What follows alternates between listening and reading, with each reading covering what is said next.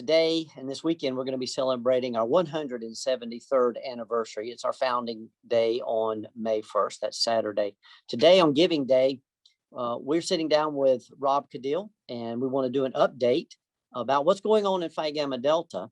And so in the next 10 minutes, we are going to answer a lot of quick questions and get some feedback from Rob. And so, Rob, I just want to start out by asking, the first question would be, we've gone through a lot in the last 12 months, as have everybody. But what are some of the lessons that we've learned in Phi Gamma Delta? Well, Ben, I think if you ask any brother, he's going to give you a pretty long list. But I think at a big level, there's two that pop out to me. One is that with persistence, a continued commitment to our values, and a little bit of creativity and patience, there is a lot that we can accomplish no matter the factors around us. Our brothers have exhibited that time and time again over this past year, and we couldn't be prouder of them. I think the other is along those same lines, but that falls to the realm of adaptation. We've got to continually evolve in order to be productive, to remain relevant. And so there's a lot of changes that we all have made these past 12, 13, 14 months.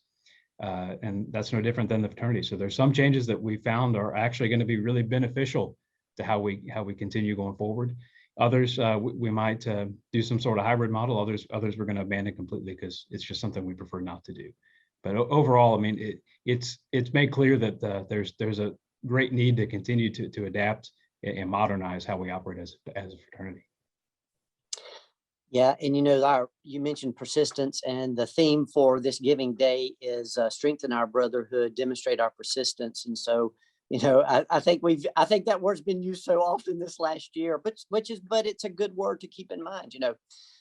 So Rob, as we begin to think about where we are, how's the fraternity doing, and what are some statistics or numbers you can share with us? Sure. Well, overall, I would share with our brothers, Ben, that the fraternity remains strong. We went into this in a very strong position. We certainly took some licks, but we're going to come out of this still strong and certainly poised to rebound and make ourselves even better going forward. Some numbers for you, some numbers for the brothers out there. As it stands today, we're sitting at about 10,000 undergraduate members, somewhere between 130, 135,000 living graduate brothers, we believe.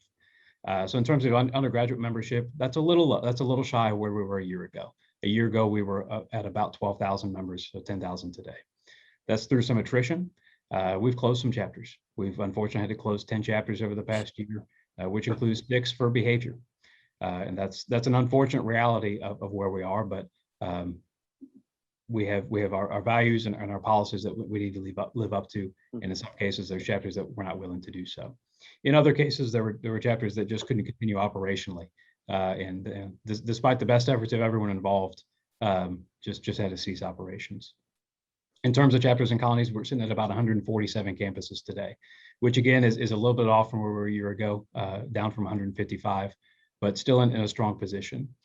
As you would imagine, then based from that, our number of pledges and initiates and things like that this year are down, but we are in a good position to significantly rebound, I believe. Yeah, and some of the chapters that have closed, we know some of those are going to come back after they've gone through the process of being closed for a little bit. But I've always said to some of our brothers when they call in that chapters that have been able to weather this storm and really go through the challenge of trying to continue their operations, they're actually going to be stronger when we get into the summer and into the fall, as we think about when we think about as a reopening, so the fall, we're expecting the fall to be a little more normal.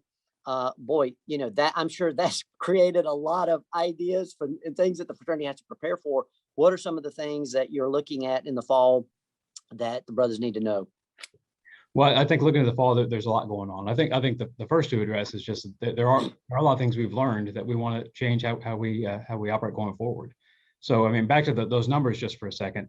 While our overall membership was down, and even on a per chapter basis, membership is down, there were a lot of chapters that did exceptionally well this past year. A good number of chapters that actually were able to recruit more men than they ever have. So there are a lot of lessons learned, and so that's the first thing we're doing is really looking at what are those lessons and things that we've learned that we really need to continue moving forward. But overall, I think that there's a few things that stick out to me about other things we're preparing for.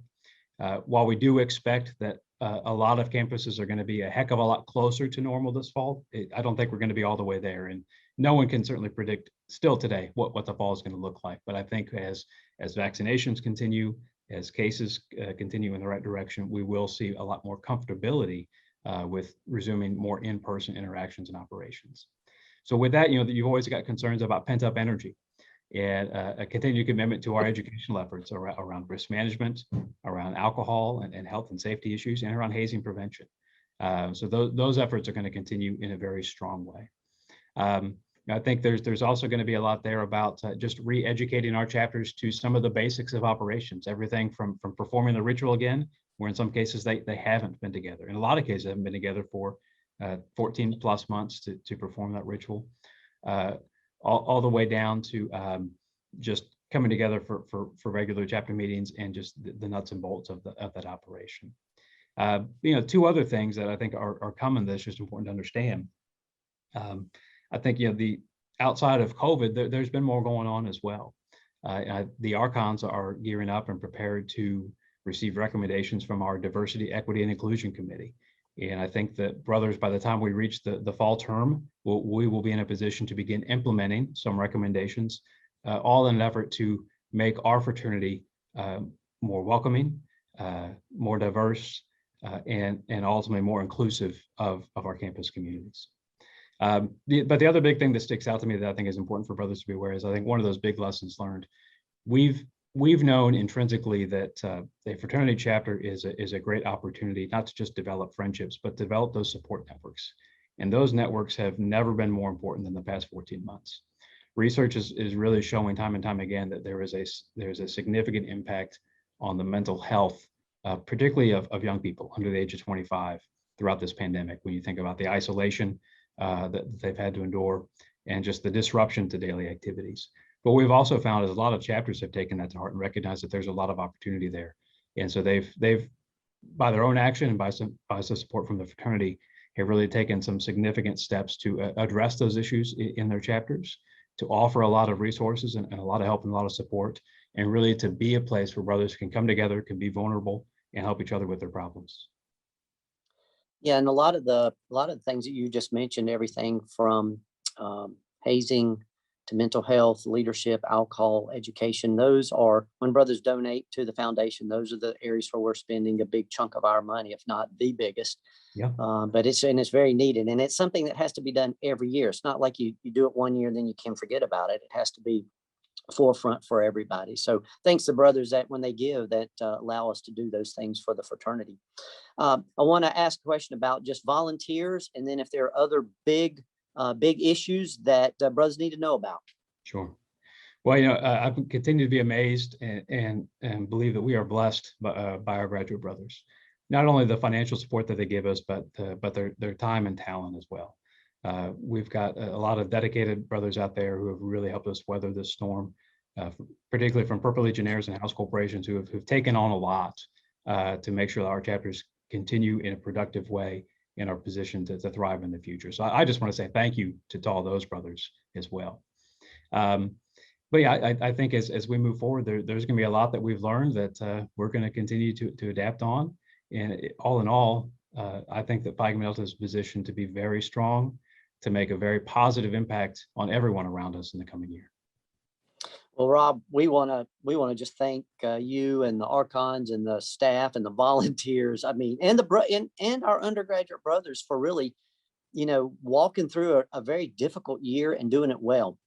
Yes. We have learned a lot, and it's not been easy, but again, we're going to be better for it. And so it's as we look ahead to the fall, we're kind of excited about it. I think we are. Again, brothers, I want to thank Rob for our time today, but also just encourage you as we're doing having Giving Day today and tomorrow, is be as generous as you can, but also share the message with other brothers and friends friends of Phi Gamma Delta. Encourage them to give. This will kind of prepare us to get into the summer and lead us into the fall for funding. And so your participation is needed and welcome. So brothers, have a happy Founders Day today. Thank you, brothers. Happy Founders.